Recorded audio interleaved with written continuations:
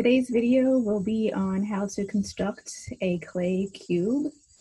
And as you can see, I have one completed here. It's pretty wet. I just made it last night, but I'll kind of give you an idea of what it looks like closer. So that is what everyone will be trying to accomplish next. So I will come back to this to show you some finishing techniques at the end, but for now, one thing to always keep in mind, got my spray bottle handy, got some plastic handy, and I'm just going to cover it while I'm not working on it. All sides, you can see as tight as I'm getting to keep any air from getting inside. And I tend to perhaps overcover my work, if there is such a thing. But I'm going to put 2 pieces of plastic on it just to keep it, definitely to make sure it's not going to dry out too much.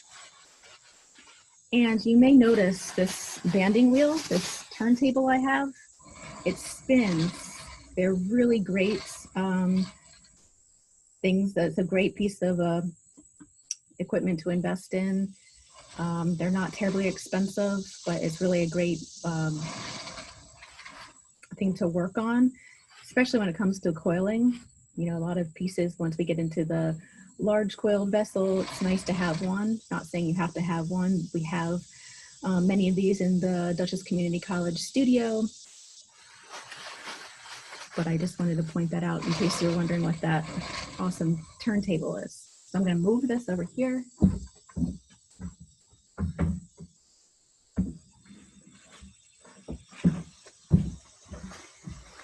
And I'm going to uncover just to show you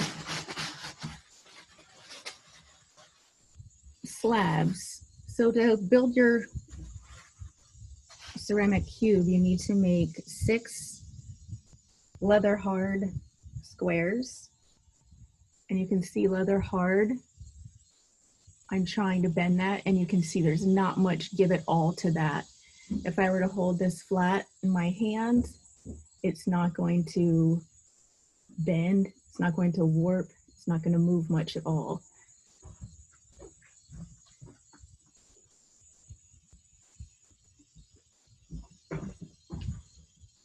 And this one is one that would not be considered leather hard, which means that when you go to bend it, it's really bendable, it's really giving.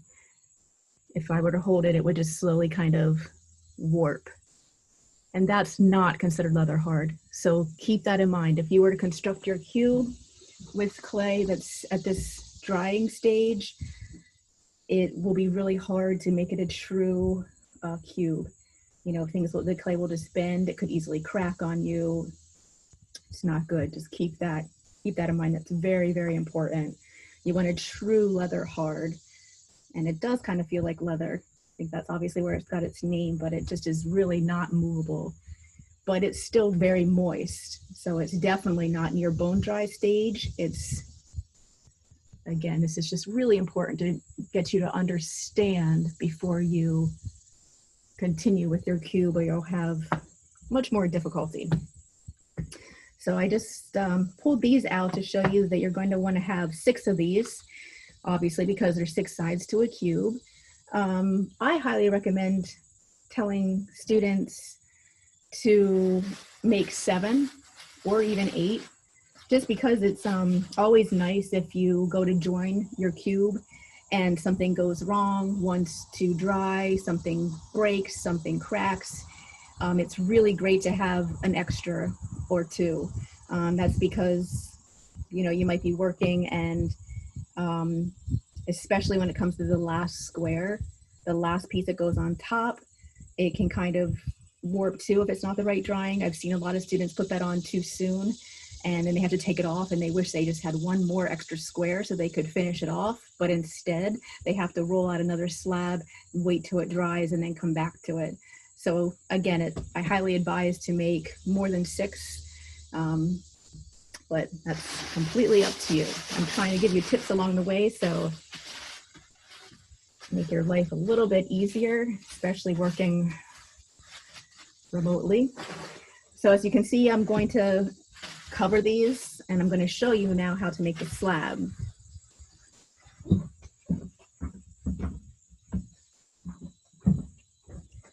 Cover, cover, cover is always the most important thing. I can't stress that enough. Always remember to cover your work. Nothing's more frustrating and disappointing when you go to your work and you're like, oh no, I didn't cover my work. Now it's too dry to work, and all that work potentially could be lost. So just an extra reminder. So I'm going to get some clay out of my clay bag over here. It's on my storage of clay, just wrapped up in plastic, of course. And you want a little bit, I don't know, I wish we had scales here, but it's like 2 pounds or so. And you want to just wedge up your clay. As you saw previously in the wedging video, you can use the ram's head method or the spiral method, whichever you prefer. My table here is quite rocky. Hope you can see. So I'm going to wedge it up really well.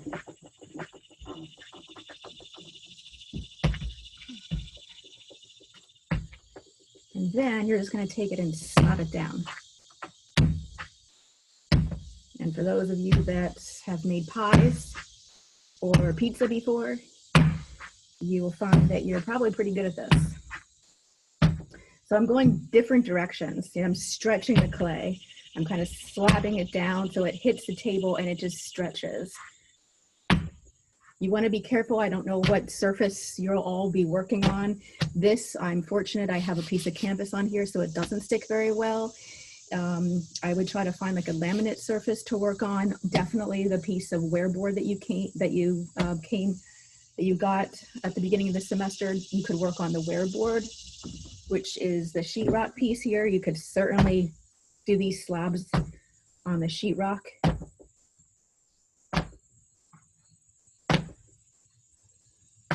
See how it's just stretching, getting thinner as I go along, just again, back and forth. You can pretty much do it that way, especially because we're just making a very small cube. And remember, this cube is not going to get fired.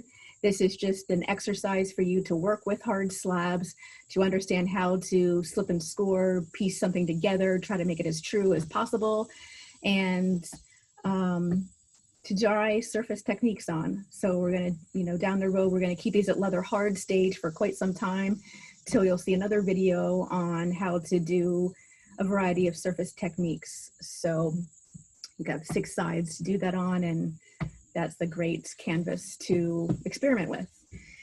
So as this goes along, let me just grab and talk a little bit about templates. You could get a ruler and try to eyeball it, but it's really hard to get it true because obviously clay's wet, and as you pick it up, it's going to stretch one way, it's going to move another way. So the best way to work is what I found is a template. This is just a piece of like a cardboard, very thin cardboard that came in the mail package and something I recently ordered, and I thought, aha, this is going to be a great tool to make a template out of. It's really sturdy. Why I say that?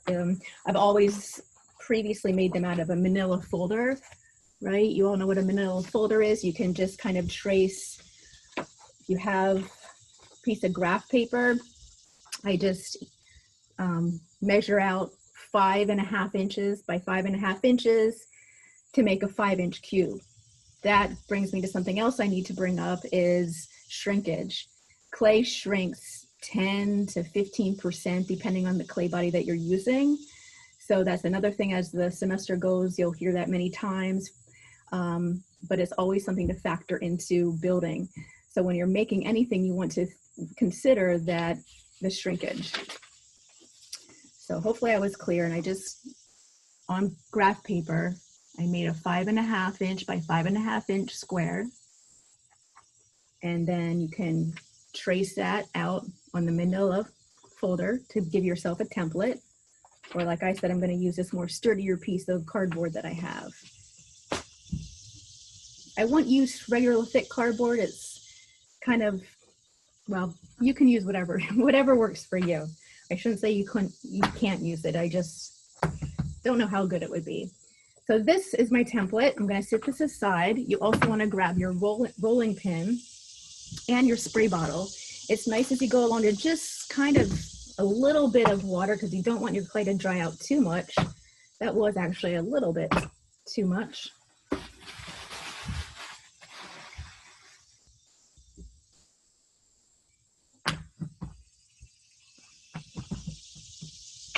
And you want to take your needle tool that came with your pottery toolkit. You can just cut the scraps you know is going to be too big. I think that you should make one square at a time, but that's not to say you can't roll out a really large slab and try to do 2 or 3. I just find that doing one at a time, it allows you to get it to the correct thickness, which is a good thing to say now is you want them to be 1/4 inch thick. No thicker, no thinner. Thinner makes it really hard to piece it. Again, it can crack as you construct it. 1/4 inch is a good rule of thumb to just keep in mind of that's a good thickness to working clay out of. It's a, if you get it, you can, a lot of coiling will be done 1/2 inch or thicker, but that's when it becomes problematic with trapping air and just too thick and explosions can happen in the kiln. So you definitely want to be aware of that, but that'll be discussed and mentioned many times throughout the semester. So I have my slab here. See, it's very wobbly, so I want to be very careful how I handle it. And this tool is a mud tool. It's a Cherelle mud tool. They're about $6 or $7 for each. You can see they're really nice and flexible. And it's just a great rib to run across the clay to make everything smooth and can compress the particles of the clay so that cracks don't take place and your surface is really smooth.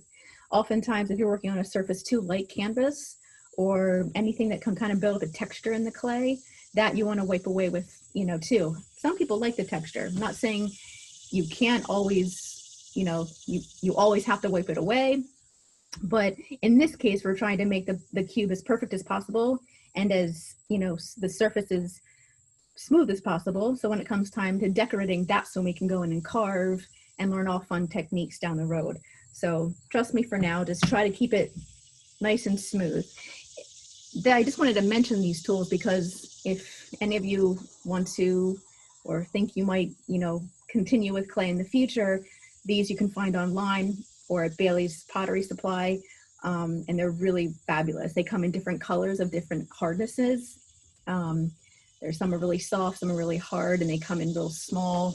This one's a yellow tool, so it's a little bit more rigid. But I'm going to go back to the toolkit that you all have from your toolkit, which is your metal rib.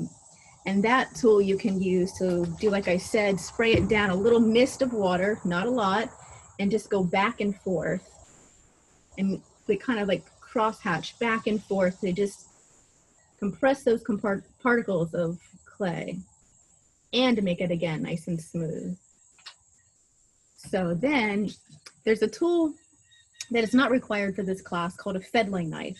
And a fettling knife is a really nice, very not sharp knife, but it's sharp enough for clay that it just slices right through clay and it works really great without worrying about cutting yourself. Unfortunately, I don't have one of those nearby, but I did want to point out you can perhaps use this tool that came with your pottery toolkit to cut, or your needle tool, and again, which is this. And I would suggest using your needle tool. It's a little bit sharper. You may want to use, I have brought out a kitchen knife that's not too sharp. You may want to use that. Again, be creative, find your own tools in your kitchen. I would try to avoid putting them back in the kitchen, right? So once you take a tool from home or from another source, I would keep it in your clay tool.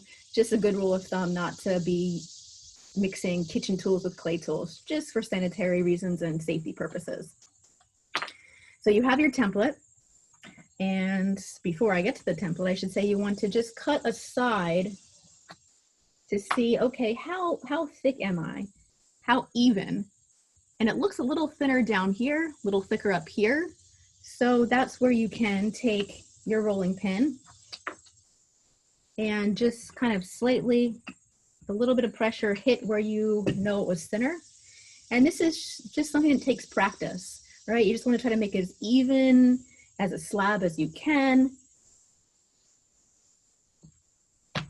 And then here's where you can take your template and you can put it on top. So we ribbed the top, it's all nice and smooth. Taking your needle tool, you're just going to cut and follow the template. And again, I said about the clay shrinks.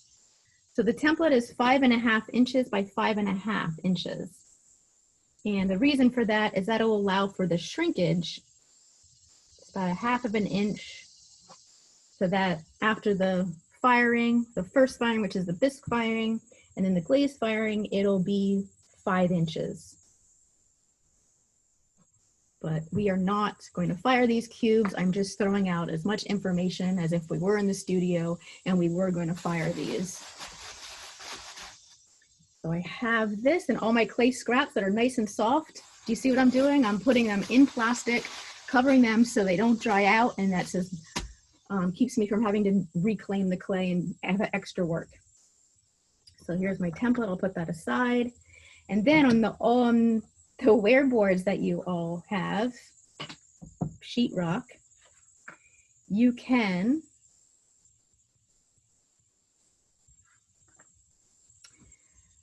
just lay them on top. Sheetrock, as you can see, is very absorbent.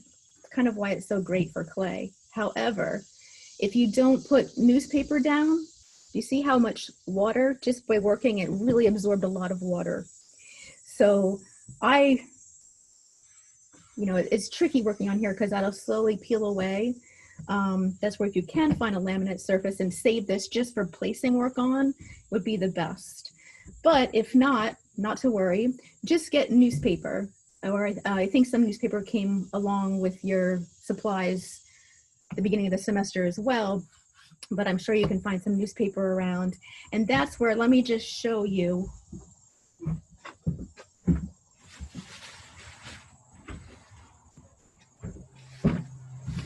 So the slabs that I previously did, they're sitting on newspaper, right? So everybody can see there's a sheet of newspaper down and the slabs are on there, drying out nicely. Because what would happen is the one side would dry out a lot quicker than the top side. And unless you're constantly around to flip them, they can dry out too fast. So the newspaper just gives it another barrier between the sheetrock, and it allows it to not stick. And it just is a really good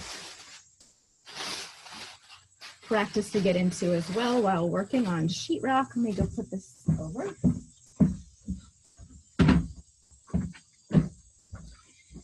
So you have your one square slab. And I just wanted to show you before, it's 1/4 inch thick. The more you handle these, the more they'll change. So try to just cut it, place it, and leave it. And you're going to need, like I said, 6 minimum. I would do 7 or 8 just for extra. You would have newspaper down on here, and then you could just, there's enough space to lay this board. You could, at least 6, 7 on one board. And you just want to time it, timing is everything in clay. So you want to just keep checking. If you know you can't check it for a while, cover it with plastic, right? You're always safe with covering with plastic, spraying the work down, you'll be fine for some time, not forever, of course, but for a good length of time or for a couple days or so. But if you want to, say you were going to try to put this cube together later this evening, you could just let them sit out. And you could come back and slowly flip them. So what would happen is one side, again, kind of like the pancake, one side would be getting drier than the other, and you could just slowly keep flipping it, and it would be an even dryness. Clay loves to dry even. It's another kind of thing you'll learn on your own as you work in clay. but it's something that if one side or one part dries out faster than the other, that's when cracks can happen. So it's really good just to kind of dry out clay in a nice, even temperature. And you'll get a lot of practice with that.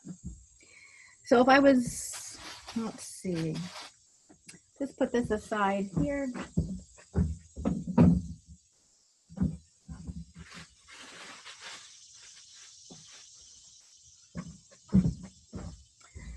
So back to the slabs that are leather hard. And I made these last night and covered them with plastic, sat them out this morning for a couple hours at the most, but it's a nice, not too humid day, so it dried pretty fast.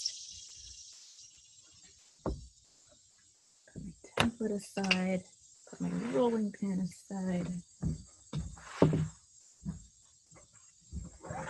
Okay, so I'm going to show you how to piece the cube together. I'm not going to do all 6 sides because otherwise that would be a really long video, but I will give you all the information you'll need to put all sides together. So the first thing you want to do, I think it's a truer cube if you miter the edges and if you cut them at a 45-degree angle. Clay is very forgiving, so it's not like wood. You don't have to have it extremely exact, precise. You can be a little off and it's okay. Nothing crazy off. But how you cut a 45 in clay slab, leather hard, is you could butt it right up to the end of the table. So if I was working on this side, I would butt it right up to the end of the surface. And I'm going to take the needle tool and just kind of at an angle. You could use, again, a knife. Fettling knife is ideal. I would use one, but unfortunately I don't have one here. So I'm just going to use, I'll show you.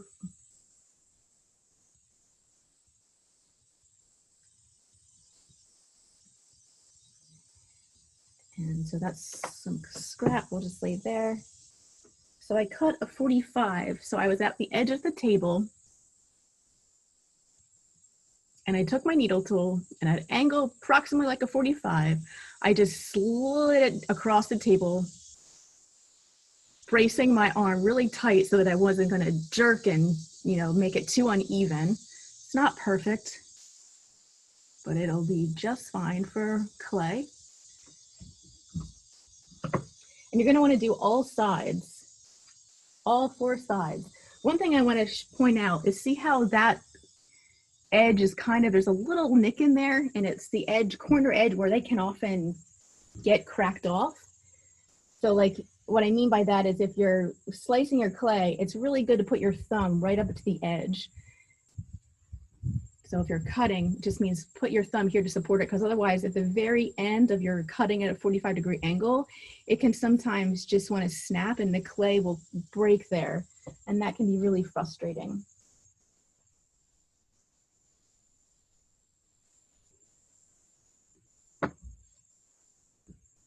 So again, I'm just going to go along.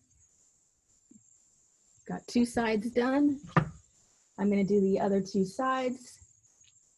One thing I just did and I want to mention is I keep cleaning off the needle tool. Every time I make a 45-degree cut, clay builds up on the needle tool. And if I don't constantly wipe that away, it's going to make the cutting much more difficult. Again, my thumb is right at the edge, so when I come back, I've got that to support so nothing wants to chip away. Clean my tool. Okay, so that you can see is one slab, all sides, 45 degrees cut. And I'm going to quickly just do this other one.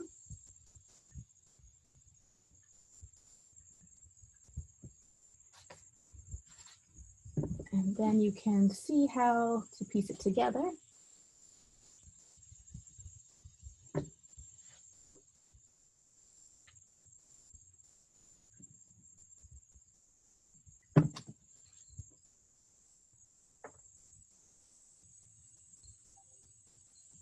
Okay, so that's the other one. And then you can see what'll happen is they will just go together like so, and you'll have, ooh, a nice looking cube. That's the mitered cube. And you would do all 6 squares like that. There is another way to do it, like a butt joint, and that means you don't have to cut them at a 45. Say you try to cut the 45 and it's just not working for you, it's just not happening. You can also do it, just have a slab and put it right on top, right? You could just kind of slip and score and it'll just kind of go on top like that on all sides. I do prefer the miter. I think it's a cleaner, it's a truer box. It really works nicely to join together. So I suggest trying that method first. If that technique doesn't work for you, try the other. Okay, so the next step would be slip and score, right? We need to really slip and score this cube together.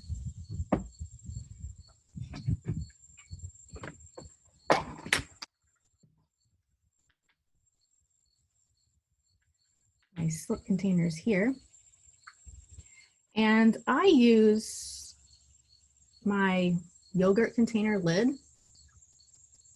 as a slip holder. Just kind of works for me.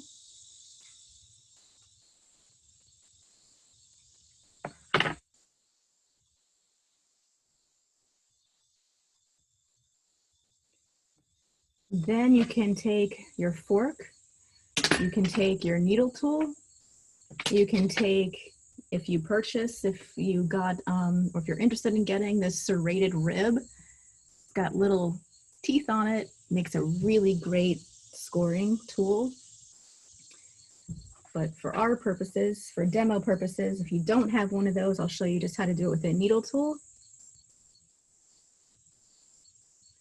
So scoring is just a cross hatch, just scraping into the clay to give it like a rough texture, to have something to bite into and join.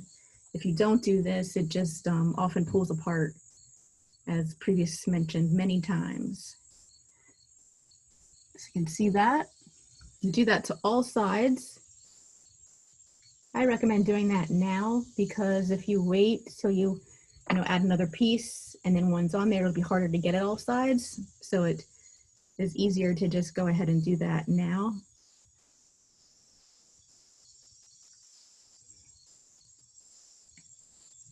Trying to get closer so you can see how my motions are with my hands. See, I'm just like scratching into the clay. Don't be too forceful, because it still can chip away, and you don't want that, because then you won't have a true side. You'll have a little nick and piece out of your cube, which wouldn't be good. So you got that. All sides, slip and scored. I'm going to do that to the other one. You can use a fork. A fork is actually faster, but you have to be careful with a fork. You don't want to gouge into it. Remember, it's got 4 prongs instead of just 1, so, but it is great because it's a lot faster.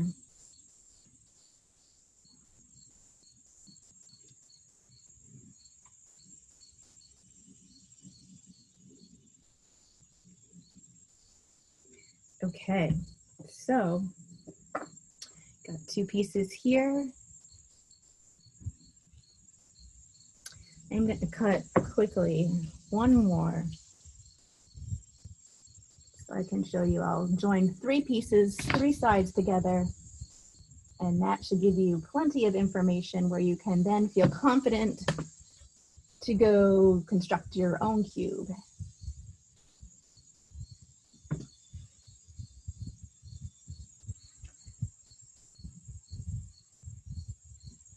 And some ceramic artists really enjoy working this precise, so they'll make work.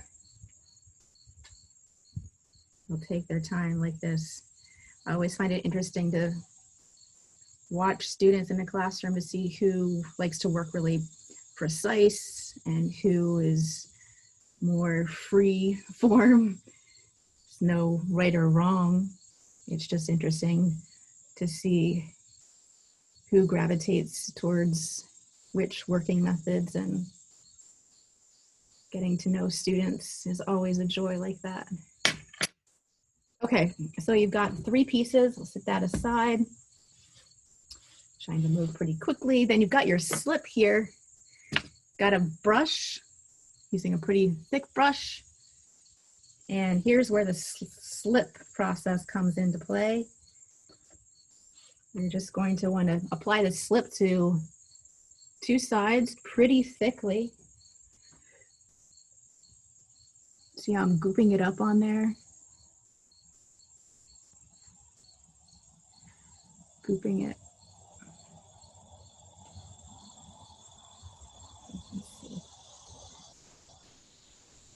Put that there. And you can do 2 sides.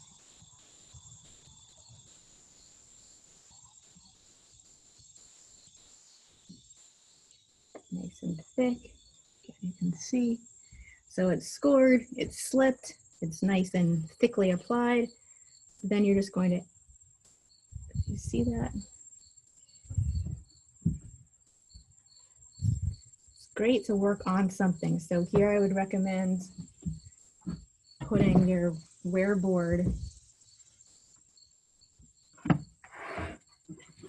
down first. So hopefully you can see, I'm going to kind of bring it closer. So you can see how the join fits just like so. And I'm going to, and this is where leather hard is really important, right? So if my clay slab was not leather hard and it was really bending and moving all over the place, not good. It would just be so difficult. So I'm going to push into that, and I can because it's really not going to bend too much. It's nice and dry enough to be able to take that without distorting the shape too much. Here's where your rib comes in handy, your metal rib, again from your toolkit. You take that and you can just kind of slide up the side, which is helping it kind of bite and adhere well. And then you have your inside, which is a little bit of goop, which is fine. But every join, you're going to want to add a coil, a baby coil. And a baby coil is just what that is, a baby coil. Really small coil that goes inside each join. And the reason for that is so it does not crack at the seam, just reinforces it enough so that it doesn't want to open up. So then what I like to do with this baby coil is dip it in my slip, make it all goopy, put it inside, right at that seam. And I'm just going to take my finger and just smooth it. The excess you can just turn away.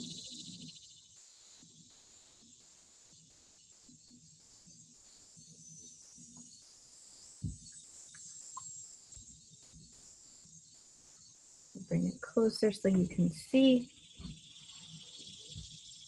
very carefully. Not ideal to move this. I just want to bring it close so you can see. So you see that join,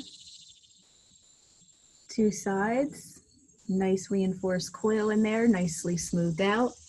You will, as you work, get little clay bits, little pieces. I think it's always a good habit to work clean, not just to be clean, but the little bits in there. I have had students in the past piece their cube together and not be very mindful of the little bits falling apart inside. And then after it's fired, their cube rattles. And it's because the little bits and pieces weren't cleaned and they broke away during the firing process, and then you can hear that inside. So that's not always, unless you want to make a cube that rattles. just take your sponge. Where did my sponge go? Oh. And then you can just kind of run it across and it'll clean those edges. And the same for all sides. So got your slab here, and try not to pick it up at this point. Try to handle it as less as possible so that it doesn't want to fall apart on you. So that's why, remember when I mentioned about scoring all sides? If I only scored 2 sides to start, now I'd have to be going at the side and scoring here, and that would be much harder because I can't pick it up like this to score. So again, score all sides at one time and it'll just make your life a little bit easier. So then I want to score these 2 sides on here. And the reason, or I said score, but I meant slip. But the reason that you don't want to slip all sides is because it does dry out. So that's the reason behind just slipping 2 sides. Slips like glue, you know, it will dry out and then you'll just have to reapply it anyways. So you got your bottom slipped and scored, this side slipped and scored, the side that's going to meet and join. And you just want to push. That was too hard. But you can push in. And leather hard's great because it's got a lot of give. You can really be pretty forceful with it. Of course, there's a limit to how forceful you can be, but you'll figure that out as you keep working in clay. Metal rib is I'm just kind of sliding up the sides, hitting that seam on the outside, running my finger across just to make everything join so that's 3 sides. And you'll get to that side later, but I was able to run the rib up that sides to see how you can get that nice and true already. Again, it's pretty, I don't recommend picking it up too much, but you'll see that you can if you want to. Just be very careful.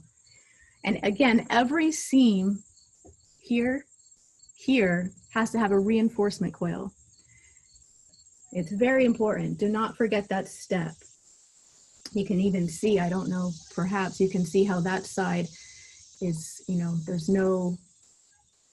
it's just a lot sturdier already with just that little coil in there. So that's why it's important. All sides, it's worth taking the time to do. So I'm not going to continue showing, you know, those steps. You would just continue on, you know, adding another, you know, 4th piece, 5th piece, and then the top. The top, I want to mention, that's probably the trickiest part to join because it's just the last seal. So little tips, before you do put the last piece on, again, make sure you clean up any bits and pieces that are in there. Try to make it as clean as possible, and then put the top piece on.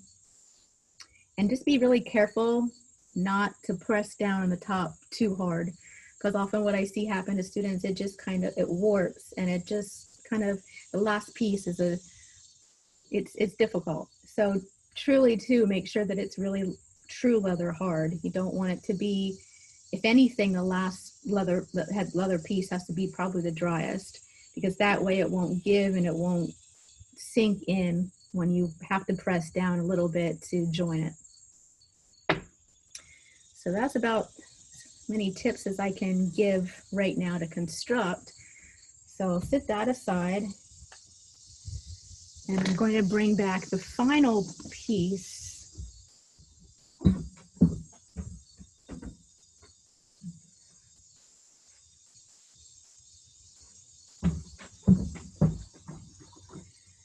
So I just want to mention a few things about the final cube.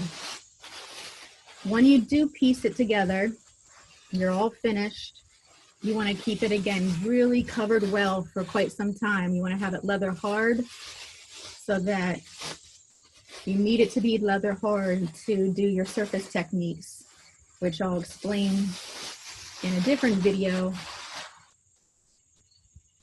But one, you want to keep it nice and leather hard. And two, there's one final stage for this, is to true up the cube. There is some fun techniques I just want to briefly go over. You do not want to have it on a sticky surface. Wearboard won't work. You need to have it more on a laminate surface. So if you don't have an area like that, hopefully you can find even something in your kitchen that'll work, just a surface area, maybe not to work in your kitchen, but it's a polishing technique. So you would just take a little bit of water, spray it down on a laminate surface, just a little.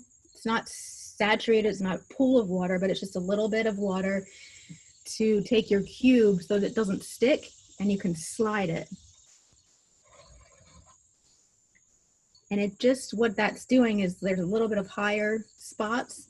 It's just making it a little bit truer, and I'll show you what I mean. And now it's starting to stick, but it's hitting those areas, the areas where the water is, it's hitting those little higher spots because it is made out of clay and it's hard to get it to be a complete flush, flat surface. But that really helps. As well as your metal rib. At this stage, it's still leather hard, but you can really just kind of take the time to clean it up. We're not expecting these cubes to be perfect, but it is a good, it's a good exercise to practice seeing if you can get it as true as possible. It's very satisfying. And the edges too, here's where you can really take your rib and just slide up the edge. And then take your sponge, very, very lightly damp. It's not, you know, it's just slightly damp. Running up the side. And then you can see it's just a pretty true, clean edge. And you can just keep going around and fussing with it. And it's fun. So the last step of a cube would be, if we were to fire these, which again, we're not going to this semester. This is just an exercise to have a lot of canvas to experiment with.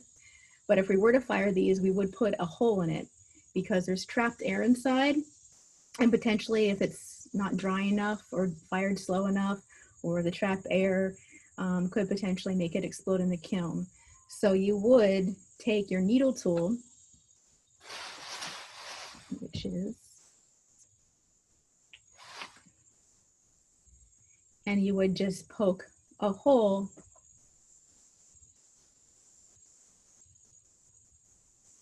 right down in it. Probably couldn't see that, but just a needle hole in anything that's closed in clay needs to have a way for the air to escape. So I'm not going to be nitpicking about that because again, we're not firing these cubes, but it's just something to know and to learn and to understand. So again, if I was going to be finished with this cube for now, one thing I want to quickly mention is sticking. Just be really careful that it's wet enough the surface, because it can, I've seen students have on the sheetrock or a table stick really bad, and it, you know, it can tear the clay as you forcefully try to pull it up. If it does seem to stick really hard, try to just give it some time, let it dry, because it's just moisture that's clogged and stuck.